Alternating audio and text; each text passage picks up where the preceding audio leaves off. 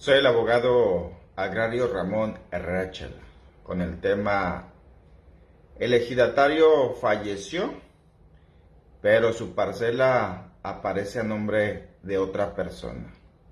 ¿Qué hago ante esta situación? Te comparto el número y teléfono de WhatsApp: 66 91 13 70 43. Repito, 66 91 13 70 43. Registra este número. Seguramente lo vas a necesitar en cualquier momento para incluso plantear algún problema, si eres colega, si eres integrante de un ejido o aspirante a ser integrante de un ejido. Llama para plantear tu pregunta, tu problema. Cotiza primero el costo de tu asesoría. Es una atención personalizada, directa y lo más rápido posible. En ese número también puedes preguntar acerca de las clases o cursos que están disponibles, todo relacionado con la materia agraria, y también algunas guías que se empezaron a hacer y que puedes adquirir. También puedes solicitar que te integren a un grupo en ese número de WhatsApp, y está también en Facebook el grupo Derecho Agrario. Ahí puedes plantear tu asunto, tu duda, y entre todas y todos procuramos ayudarte de manera gratuita. Puedes comunicarte desde cualquier parte del país, algo sumamente importante, y también desde el extranjero. En YouTube está el canal Ramón Rachel. Ahí puedes encontrar también videos de casi cualquier tema relacionado con lo agrario: justicia agraria, derecho agrario, abogacía agraria, derechos y obligaciones de integrantes de un ejido. Es cuestión de que escribas la frase, la palabra del tema que andas buscando, agrégale siempre Ramón Rachel al final y te va a aparecer el video que trata el tema, o que por lo menos tiene relación con lo que andas buscando. Este tema aplica por igual para ejidos y comunidades, y por equidad de género, cuando me refiero a ejidatarios, sucesores, desde luego que abarco ambos géneros, mujeres y hombres. Solo singularizo por la rapidez del video en vivo.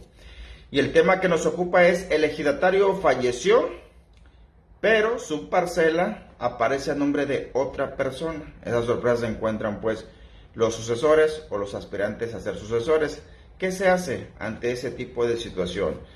Lo primero es solicitar una copia certificada del trámite administrativo que se haya realizado en la delegación del RAN, del Registro Agrario Nacional, llamado también o conocido como RAN o RAM, porque ahí siempre va a estar guardado el documento original a través del cual se hizo algún trámite. Y ojo ahí, esa información es pública, te la tienen que entregar en la delegación del RAN.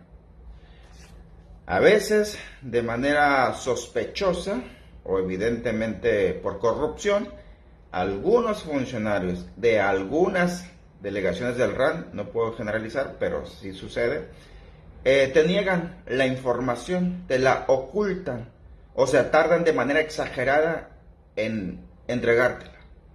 Ante eso, o presentas un amparo indirecto una vez que has hecho oficialmente la solicitud, el amparo indirecto ante un juez de distrito ante esa tardanza o negativa, o demandas al RAN por medios preparatorios a juicio ante el Tribunal Agrario, o le pides al tribunal que requiera al RAN una vez que le presentas el comprobante de la solicitud y que sea tardado. Te lo digo porque en ocasiones lo sospechoso también se extiende o tiene relación con los mismos funcionarios de algunas delegaciones del RAN. Entonces, que no te intenten mentir o chamaquear de que no te pueden entregar la información, de que ya no está a nombre del ejidatario fallecido. Aún así, tienes derecho a solicitar una copia. Es información pública, es acceso a la información pública. Y si el RAN tiene una negativa o un impedimento legal, te tiene que entregar por escrito esa respuesta y fundamentar el porqué. Cuando ya obtengas esas copias certificadas de los documentos, necesitas entonces asesorarte, pero con los especialistas. tanto por un abogado o abogada y también con peritos, seguramente expertos en firmas, en huellas, en documentos respecto a su autenticidad. Para que enseguida, después de seguramente un dictamen previo de un perito y después de que un abogado o abogada especialista revise el documento, en relación, por ejemplo, a la firma que aparece ahí, en relación a la huella digital que aparece en esos documentos, también revisar el tema de que si de acuerdo a las fechas, el estado de salud que guardaba el ejidatario en esa fecha, a las circunstancias en general, cuadra la versión de que realmente sí pudo haber sucedido lo que contiene ese contrato o ese documento.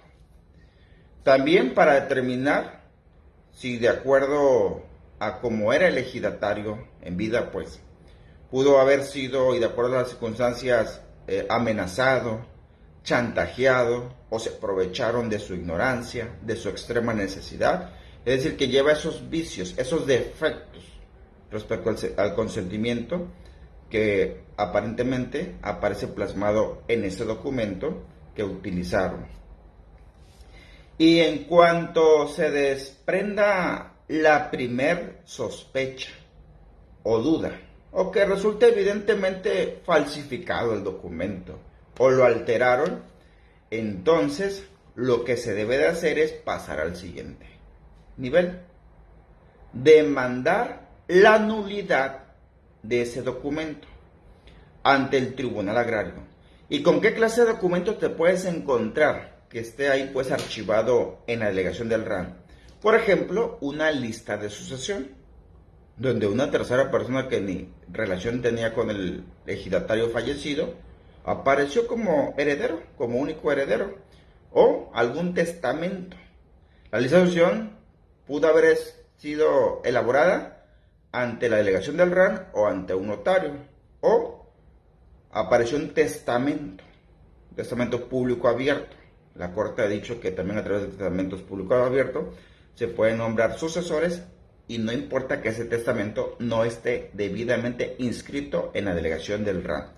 O pudieron haber utilizado un contrato, por ejemplo, de enajenación onerosa sobre esa parcela, o un contrato de cesión gratuita de esa parcela, también llamado enajenación gratuita, o un acta de asamblea donde le asigna esa parcela pues a esa tercera persona sospechosa.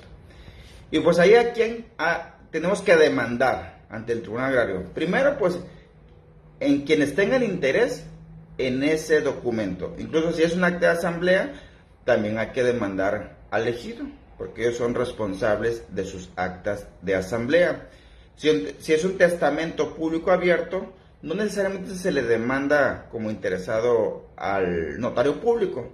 Eso también depende de los criterios de cada Tribunal Agrario, porque pues, no hay lineamientos generalizados, no hay criterios uniformados. Algunos magistrados o magistrados de los tribunales agrarios sugieren que el notario no tiene interés jurídico en un testamento, no hay que mandarlo a llamar, nada más elegir a la orden en su momento que cancele esa escritura, ese apéndice, ese libro.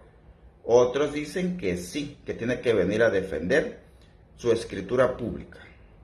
Por si acaso, tú señálate al notario también como demandado, ya que queda a criterio del tribunal si queda efectivamente como demandado, codemandado, tercero interesado, o simplemente se le va a girar oficio en su momento. ¿Y quién puede presentar esa demanda? ¿Quién puede ser el actor, el demandante, el que inicia pues el juicio? Ojo ahí, debe ser la persona que tenga la expectativa de sucesor.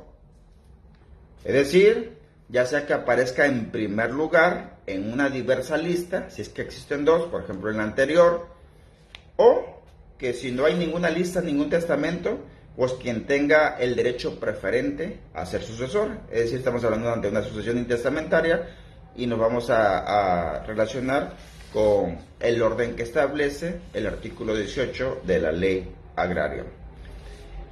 es obligación de quien va a presentar la demanda acreditarle al tribunal que sí tiene ese derecho preferente sobre la sucesión de esa parcela en cuestión, o tiene ese mejor derecho a heredar pues sobre la parcela en cuestión. Y de ahí pues se van a derivar acciones, también llamadas prestaciones, que en mi opinión no estoy de acuerdo porque no es una demanda laboral donde se demandan prestaciones. Lo correcto es pretensiones. ¿Qué pretendes con tu demanda? ¿Qué le vas a reclamar ante el tribunal en tu escrito de demanda? Ojo aquí, también ten cuidado de tener la seguridad, que te lo confirmen, acerca de quién tiene la posesión física, quién está ocupando, quién está trabajando, quién está administrando la parcela en cuestión. ¿Quién la aprovecha? Pues desgraciadamente aquí también tenemos un vacío legal donde no existe, por ejemplo, el albacea. No existe el administrador de la parcela que va a ser motivo de un juicio. Y mira que los juicios agrarios son largos, son prolongados, son tardados. Eso me consta. Y más un problema de este tipo. Porque si la posesión física no la tiene quien se siente o considera o tiene la expectativa de sucesor, también tiene que reclamar en su demanda la entrega física y material de la parcela, que en ejecución de sentencia el actuario del Tribunal Agrario se le entregue físicamente y se levante un acta de ejecución al respecto. Aquí, cuando el que se considera sucesor de esa parcela que ya no aparece a nombre de su papá, por ejemplo, o su esposo, según sea el caso, si acaso sí conserva físicamente la tierra, la está trabajando, la está aprovechando, la está rentando, etcétera, pues ahí debe de nada más solicitar que se confirme que tiene el mejor derecho a seguir, a continuar poseyendo la parcela. Y si no tiene la posesión física, material, no la trabaja, no está a cargo de la parcela, entonces debe de reclamar que tiene el mejor derecho a que le entreguen físicamente la parcela. No se vayan a confundir en ese punto. De modo que el siguiente paso es armar una estrategia legal, diseñar, calcular un plan de cómo se va a recuperar, ya sea la titularidad, que equivale como a la propiedad de la parcela, a través de un certificado parcelario que se va a expedir si acredita que sí tiene el derecho preferente. Y si acaso no tiene la posesión física, pues también va a pedir la entrega física y material de la parcela, se la va a pedir al tribunal. De modo que esa estrategia legal, de hecho, comienza desde el análisis del problema, de los documentos, de la información, de los datos que se logren recabar, porque de esa forma se tiene que elaborar el escrito inicial de demanda, que debe ser un escrito, una demanda completa, correcta, clarita y congruente. Las 4C he dicho que debe contener una demanda agraria. Y parte de la estrategia legal también consiste, y esa es obligación, responsabilidad del abogado o abogada a cargo, de que si todas las acciones que te acabo de mencionar se van a reclamar en una sola demanda, en un solo expediente. Es decir, que se declare la calidad de sucesor, que se cancele el documento sospechoso o evidentemente falsificado, que se le entregue física y materialmente la parcela, o, si por estrategia legal, conviene separarlos, una demanda por cada tipo de acción, obviamente en un orden cronológico, o bien, primero agota la sucesión, una vez que lo declaran sucesor, vámonos por la nulidad, una vez la nulidad, vámonos por la entrega física y material de la parcela. ¿De qué depende esto? De la circunstancia de cada caso. Ojo ahí, insisto, no existe albacea en materia agraria, un error, un horror que cometieron los legisladores Eso significa que mientras comience el juicio, quien tenga en posesión la parcela la va a conservar hasta que termine el juicio. Es más, a veces hasta una persona que la venía rentando la parcela se queda con la posesión durante el tiempo que dura el juicio. Y si es la persona sospechosa quien tiene la posesión física, pues la va a seguir conservando y no tiene caso que hagas ni corajes, porque como hay un vacío legal, el Tribunal Agrario no puede obligar a quien esté ocupando la parcela a que se salga, a que la entregue. Eso se determina en sentencia definitiva y una vez que queda firme, es decir, que no fue impugnado. Si fue impugnada, que resuelvan el amparo directo y que confirme que la sentencia está bien, si no es que invierten los resultados y por lo tanto la figura del albacea se vuelve indispensable, pero no existe. A veces los clientes, bueno, los míos no, les explico bien esto y dicen, está bien dicho, no tiene caso que andemos peleando unos pesos de lo que está generando la parcela y pongamos en riesgo o nos vayamos por un juicio largo por andar peleando de que nos entreguen las ganancias, el beneficio, el provecho, que le prohíban al que esté ocupando la parcela que no lo haga. Es un pleito desgastante en esa parte. Es estrategia legal. Y ojo ahí, también se debe considerar en la demanda si acaso existen algunos otros derechos que se derivan de esa sucesión, donde se debe incluir o se debería de incluir pues la parcela que va a ser motivo de un pleito. ¿Y qué otros derechos me refiero? A la calidad de ser ejidatario, al derecho pues de ser ejidatario. Pues va a ser un ejidatario sin tierra, a veces se dan esos casos, pero con derecho a cobrar, por ejemplo, algún pago que se reparta en el ejido. O si existe una segunda parcela, pues esa sí reclamarla, tramitarla directamente y no meterla al pleito. Algunos abogados cometen el error que habiendo una segunda o una tercera parcela también la meten al costal del pleito y ese es un error que le puede salir caro al sucesor. Y si existe también, por ejemplo, el derecho porcentual a las tierras de uso común, ese se cocina aparte, ese sí tramítenlo sin meterlo al pleito. ¿Y qué pasa si hay, por ejemplo, un solar, un lote, una casa, una construcción dentro de la zona urbana que pertenecía al mismo titular de la parcela ahora empleitada?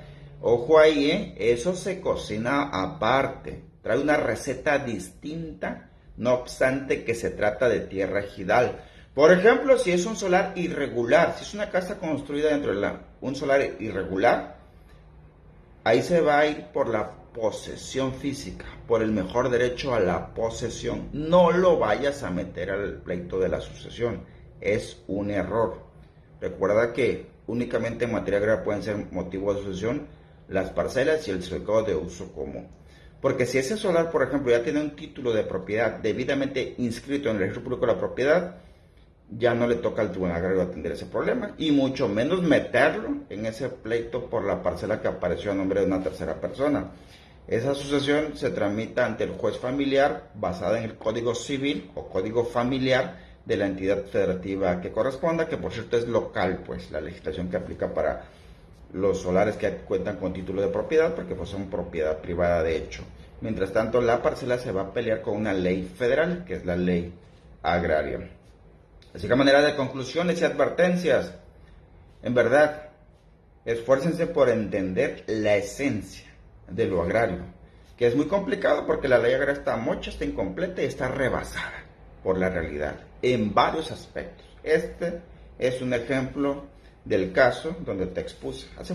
Siempre hizo falta un código de procedimientos agrarios. Ya la ley agraria envejeció porque puede decir 30 años son pocos, mentiras. Quedó chiquita, quedó rebasada la ley agraria y aquí está expuesto un tema común. De hecho, fue por uno de esos motivos que empecé a escribir algunas guías muy básicas del paso a paso, sobre todo el tema de la sucesión, que de acuerdo a estadísticas oficiales son de los asuntos más demandados, literalmente, más recurridos. Esa guía de hecho está redactada tanto para los asesores, pasantes, abogados, sin importar qué grado de posgrado tengan, y también para el público en general que se ocupa o se interesa en esos temas, para que no se los vayan a chamaquear los abogados, pues. Ahí viene lo que debes saber acerca de este tipo de problema. y cómo irlo desenredando en la manera que lo vas comprendiendo, cómo irlo separando por parte, como lo acabo de explicar, de hecho, de que no vayas a echar toda la carne al asador de una, de que no vayas a mezclar todos los ingredientes en una sola cazuela, que hay unos que se cocinan en su momento y aparte. En pocas palabras, no lo vas a encontrar en ninguna ley, lo que contiene esa guía. Por ejemplo, ese tema está planteado en esa guía. En ningún código lo vas a encontrar, ni le busques. En ninguna tesis de jurisprudencia ni aislada, ni de los de la Corte, de los colegiados, ni tampoco del Tribunal Superior de Grado, que también emiten por ahí sus tesis.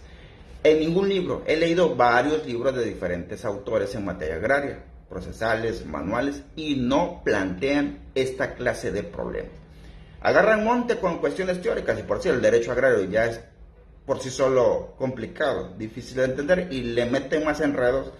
Por ahí vi un libro que es una especie, copiar y pegaron las tesis que ha emitido el colegiado y la Corte y los pegaron. Digo, ya eso es un libro nuevo, pues eso enreda más a quien intenta entender lo agrario. Me consta porque lo he hecho de manera personal, pues. Por eso también decidí que hacía falta esta clase de guías. La puedes adquirir de hecho en formato digital, PDF, te llega al instante una vez que pagas el costo.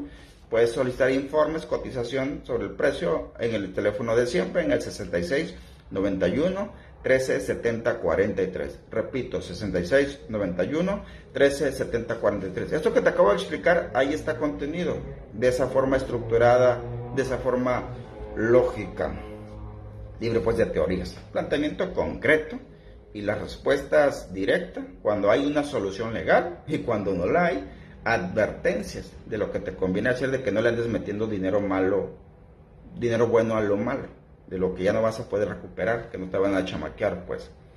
Y lo que cuesta esa guía, de no por hecho que es un valor simbólico en comparación con lo que valen los honorarios que vas a cobrar, o si tú eres el afectado, el interesado, el perjudicado, en relación a lo que vale esa parcela que no aparece a nombre del ejidatario, de quien tú resultaste sucesor o herederos, o que tienes esa expectativa o mejor derecho a la sucesión.